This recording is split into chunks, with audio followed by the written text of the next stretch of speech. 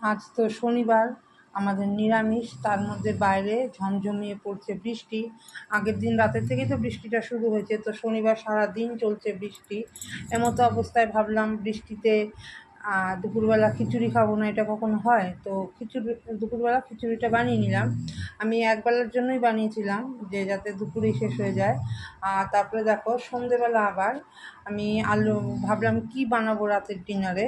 তো এখানে আলু কুমড়োর ছক্কা বানিয়ে নিলাম, আর ছোলা দিয়ে বাদাম দিয়ে আলু কুমড়োর ছক্কা বানিয়েছি। আর এখানে দেখো খাবার আগে আমি রুটিটা তৈরি করে নিয়েছি, কারণ আমি রুটি করে রাখি না, যখন খাই ঠিক তার আগেই হাজব্যান্ডকে আমি রুটিটা সেঁকে করে তৈরি করে দিয়ে দিই গরম গরম।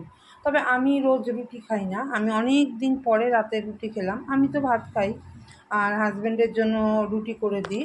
তো ওনার রুটিটা আমি না আগের থেকে করে রাখি না, আমি একদম গরম গরম রুটিটা করে